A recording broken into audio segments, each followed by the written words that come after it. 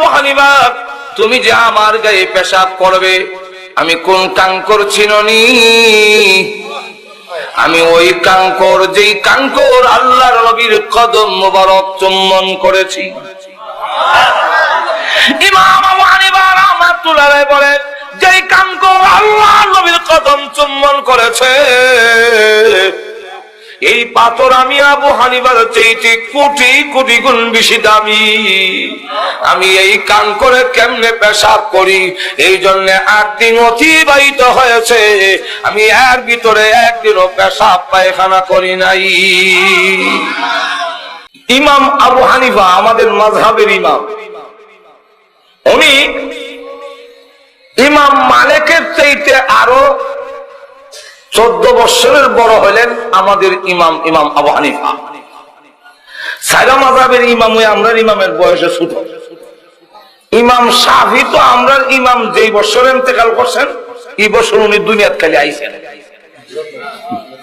আবু হানিফা রাহমাতুল্লাহ আলাইহি নবীর একজন আসে, উনি গেলেন মদিনা, 8 দিন থাকতে হয়, 40 ওয়াক্ত নামাজ পড়ার লাগে। উনি 8 দিন থেকে ইমাম মালিক রাহমাতুল্লাহ আলাইহি বাড়ি হইল মদিনায়। ওনার বলেন, ভাই এবার আমি ইরাক চলে যাই। তো ইমাম মালিক বলেন, ভাইজান মদিনায় আসলে মানুষ যেতে চায় না, নবীর আশেকরা, আপনি তো নবীর একজন আশেক, যাবেলে কত ভালো বলেছেন। উনি বলেন, দেখো আমি তো মানুষ, আর কত সহ্য করব, কি বলে আজকে 8 দিন ধরে আমার পেশাব পায়খানা আমি করি না, শুধু পানি দিয়ে চুপটা জিব্বাটা ভিজাইয়া জানটা রক্ষা করি, খাই না, খাওয়ানো খাই না। বলে কেন? বলে পেশাবে ধরবো। পেশাবে ধরলে অসুবিধা কি? মদিনার টয়লেট পেশাব করে নাই? বলে আছে, আমি পেশাব করতে সাহস করতাম পারি। বলে কেন? বলে যেই মদিনার মাটির নিচে বিশ্বনবী জিন্দা শায়িত, আর আমি সেই মদিনার উপরে পেশাব করব, আমার সাহস হয় না। দূরে যাই পেশাব করার জন্য। এখন পর্যন্ত যারা মদিনা গেছেন তারা জানেন, মদিনার টয়লেট এখনো কিন্তু আন্ডারগ্রাউন্ড, নিচে লাগে, সমান জমিনে পেশাব করা নাই। ঘুমাই গেছেন না খেয়াল দেখছেন তো আপনারা যারা গেছেন, সিঁড়িতে নিচে লাগে, নিচে নিচে গাটার গিয়ে পেশাব করানো লাগে। নবীর রোজার থেকে অনেক নিচে নেন না, কথা বুঝেন না। এখন লক্ষ্য করে দেখেন, উনি বলেন আমি অনেক দূরে যাই পেশাব করার জন্য, কিন্তু করতে পারি না। যেই মাত্র পেশাব করতে বসি, এমনি আমি যেন শুনতেছি কাঙ্করের ভেতর থেকে আওয়াজ আসে, ইমাম আবু হানিফা তুমি যে আমার গায়ে পেশাব করবে, আমি কোন কাঙ্কর চিননি? আমি ওই কাঙ্কর, যেই কাঙ্কর আল্লাহর নবীর কদম মোবারক চুম্বন করেছি। ইমাম আবু হানিফা রাহমাতুল্লাহ আলাইহি বলেন, যেই কাঙ্কর আল্লাহর নবীর কদম চুম্বন করেছে, এই পাথর আমি আবু হানিফার চাইতে কোটি কোটি গুণ বেশি দামি। আমি এই কাঙ্করে কেমনে পেশাব করি, এই জন্য 8 দিন অতিবাহিত হয়েছে, আমি এর ভিতরে একদিনও পেশাব পায়খানা করি নাই। তারা ছিলেন আশিকে আল্লাহ। নবী তো হায়াতুন নবী মানেন তো? সব নবীরাই জিন্দা, সব নবীরা। আমাদের সব নবী হায়াতুন নবী না, আমাদের নবীর টাইটেল হায়াতুন নবী। এটার অর্থ কি? এটা অর্থ বুঝতে হইলে আপনারা এখানে যারা আছেন, আপনারা জিন্দা না মুর্দা? আর যে ঘুমাই দিছে মুর্দা, জানা হল নেব। যে ঘুমাই দিছে হে জিন্দা না, না ঘুমাই দিছে জানাজা হয়ে নেবেন। যিনি ঘুমাইছেন উনিও জিন্দা, আর আপনারা যারা বসা আছেন আপনারাও। এবার বলুন তো দেখি, ঘুমের জিন্দা আর জাগ্রত জিন্দা, এই দুই জান্দার মধ্যে কোনো বেশ কম আসেনি? কি বেশ কম? ঘুমের মরা যিনি, উনার নাকের মধ্যে যদি পায়খানা লাগাই দেন তো কোথায় বলতে পারে? কিন্তু আপনাদের এখানে ফাঁকা লাগতো না, দূরে থাকলো না এখন ঘুমার যে জিন্দা তার গলার মধ্যে চুরি যদি লাগাই দেন লাইট সারলে কইতো, এর আগে যদি বলেন লাগাই দিলাম বুঝবে? তাহলে চোখ আছে দেখে না, নাক আছে গ্রান নিতে না, কান আছে সামান্য আওয়াজ শুনে না, যেরকম ঠিক হাত লড়ে কিন্তু দরতারে না, যেরকম ঠিক। আর আপনি দেখতেছেন, গ্রান নিতে পারতেছেন, শুনতেছেন, এই বেশকম কেন? বেশকম হওয়ার কারণ হল সূরা জুমরের মধ্যে আল্লাহ বলেন, তোমরা যখন ঘুমাও তখন তোমাদের রূহ দেহে থাকে না, আমার কাছে চলে আসে। আমি যারটা ফেরত দেই হ্যাঁ আবার উঠে, আর যাকে আটকায়া দেই হ্যাঁ ঘুমের মধ্যে মারা যায়।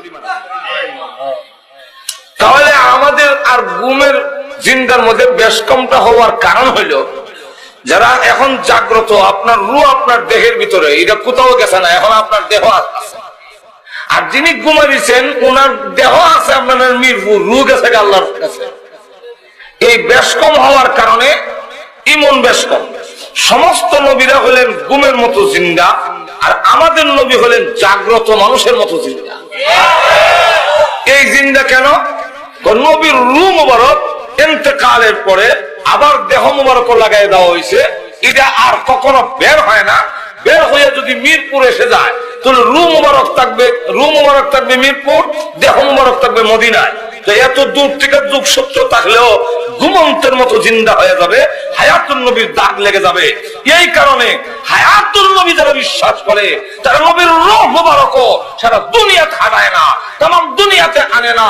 নবীর রূহ মুবারক দেহ মুবারক একবারে হিট করে দেওয়া, 24 ঘন্টার ভিতরে একটা সেকেন্ডের জন্য নবীজির দেহ মুবারক থেকে রূহ মুবারক আলাদা হয় না। এর নাম হইল হায়াতুন, হায়াতুন নবী। তো আমাদের নবী হায়াতুন নবী, এটা আমরা বিশ্বাস করি, যেরকম ঠিক কিনা? নবীর প্রতি দুরূদ পড়লে নবী খুশি হন, যেরকম ঠিক না? আপনাদের অসুবিধা হইতেছে? তাহলে এখন আসুন, আমি যে কথাটা বলতে চাইছিলাম যে আল্লাহ যুগে যুগে যত নবী পাঠিয়েছেন এর মধ্যে আমাদের নবী হলেন সর্বশ্রেষ্ঠ এবং সর্বশেষ, যখন সর্বশ্রেষ্ঠ সর্বশেষ। তো আমাদের নবীকে আল্লাহ রাব্বুল আলামিন যখন পাঠাইলেন দুনিয়াতে, তখন এমন একটি যুগে এমন একটি সময় পাঠাইলেন। তো আমি বলতেছিলাম পাঠানেওয়ালা আর যাকে পাঠাইছেন দুইজন এক সমান নয়। তাহলে আল্লাহ পাঠানেওয়ালা আর রসুলকে পাঠাইছেন, এই দুইজনে এক সমান গেল এক। 2 নম্বর হইল পাঠাইছেন কথার দ্বারাই বোঝা যায় যিনাকে পাঠাইছেন উনি উনার কাজে আইছেন, না যিনি পাঠাইছেন উনার কাজে আইছেন। আপনি যদি বাজারে যান আর কেউ জিজ্ঞাসা করে কেউ কিতাব কেমনে আইলা, বলে আমি আইছি না, আমারে পাঠাইছে, তাহলে কিতাব বোঝা যায় আপনার কাজে আইছেন না পাঠাইছে উনার কাজে আইছেন। আমার কথা বুঝতে মনে হয় আমার কষ্ট। পাঠাইছেন কথার দ্বারাই বোঝা যায় উনার কাজে আইছে না, যিনি পাঠাইছেন উনার কাজে আইছেন। তাহলে আমাদের নবী সহ সকল নবীকে পাঠাইছেন না আইছেন? তাহলে উনাদের কাজে আইছেন না আল্লাহর কাজে আইছেন? আর তো এখন আল্লাহর কাজে। 3 নম্বরটা হইল পাঠাইছেন কইলে বোঝা যায় কিছু দিয়ে পাঠাইছেন। আল্লাহ আমার আয়াতে বলে هو الذي أرسل رسوله بالهدى ودين الحق। সেই সত্তা যিনি তার রাসূলকে পাঠাইছেন, কি দিয়ে পাঠাইলেন? বিল হুদা, কোরআন দিয়ে পাঠাইলেন, ওয়াদিনিল হক, সত্য ধর্ম দিয়ে পাঠাইলেন। কেন পাঠাইলেন? উনার কাজে আইছেন না আল্লাহর কাজে আইছেন? আল্লাহ তাও বলে দেন লিইয়ুযহিরাহু আলা দ্দীন কুল্লি, ওনার কাজে আসেন নাই, আল্লাহ বানাইছেন লিইয়ুযহিরাহু আই লিয়াগলিবাহু আলা সাইরিল আদিয়ান, সমস্ত মানুষের তৈরি মতবাদ, মানুষের তৈরি সমস্ত বাতিল ধর্মের উপরে ইসলামকে বিজয়ী করার জন্য আল্লাহ তার নবীকে পাঠাইছেন। আল্লাহ তার রসুলকে এমন সময় পাঠাইলেন 570 খ্রিস্টাব্দে 20 এপ্রিল, কৌলে মশহুর অনুযায়ী 12 রবিউল আউয়াল। কত রবিউল আউয়াল? যে সময় তাকে পাঠাইলেন এই সময়ের মানুষ সুরতে মানুষ, কিন্তু খাসলতে পশুর থেকে আরো নিকৃষ্ট। এই যুগটার নাম ছিল বর্বর আইয়ামে জাহেলিয়াতের যুগ, যেরকম ঠিক না?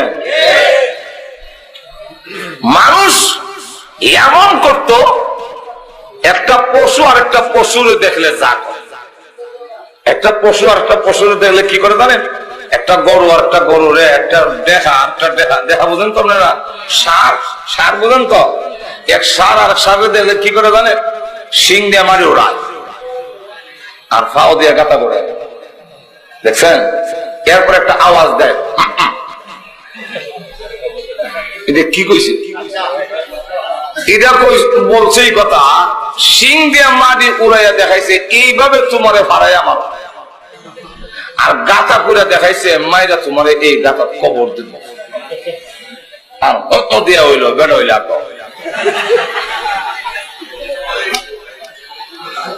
মানুষের অবস্থা ওইরকম, একটা তরবারি লইয়া, দাও লইয়া, ছুরি লইয়া একেবারে রাখবা, মায়েরা তোর কবর দিন। বাবা হইয়া তার নিজের মেয়েকে জিন্দা কবর দিয়ে ফেলত, সন্তান ছেলেগুলোকে দ্বিখণ্ডিত করত অস্ত্রের আঘাতে, তরবারি দিয়ে কূপ দিয়ে 2 টুকরা করলে। নারীগুলোর ইজ্জত নষ্ট করে গুড়ার লেজের সঙ্গে বেঁধে দিয়ে গুড়া দৌড়ে তাকে মারা হয়েছে। মানুষ আল্লাহর গোলামি ছেড়ে দিয়ে বিভিন্ন মূর্তি আর পাথরের পূজায় লিপ্ত হয়েছে, এমনকি লিঙ্গের পূজায় পর্যন্ত গিয়ে লিপ্ত হয়েছে। এই অবস্থা কেন হয়েছিল? এর হওয়ার একটা কারণ ছিল যে ইসমাইল আলাইহিস সালাম থেকে নিয়ে আমাদের নবী পর্যন্ত মাঝখানে লম্বা একটা ফাঁক, গ্যাপ, এর মাঝখানে কোন নবী রাসূল আসে নাই মক্কায়। যদিও ঈসা আলাইহিস সালাম আমাদের নবীর আগের নবী, কিন্তু উনি এসেছিলেন ফিলিস্তিনে। মক্কা নগরীতে আমাদের নবীর আগের নবী হইলেন ইসমাইল আলাইহিস সালাম। মক্কাতে এর মাঝখানে আমাদের নবী আর ইসমাইল নবীর মাঝখানে আর কোন নবী আসেন নাই। এর মাঝখানে মানুষকে জাহান্নামের কথা বলা হয়নি, মানুষকে কবরের আযাবের কথা বলা হয়নি, কিয়ামতের মাঠে আল্লাহর সামনে দাঁড়ায় জবাবদিহি করতে হবে এই কথা বলা হয়নি। ফলে মানুষ গাফেল হয়ে গেছে। আর তো জোরে কর না, কথা আমনে আয়াত, আর তো জোরে কর। আল্লাহ বলে লিতুযিরা কওমান মা উযিরা আবাউহুম ফাহুম গাফিলুন।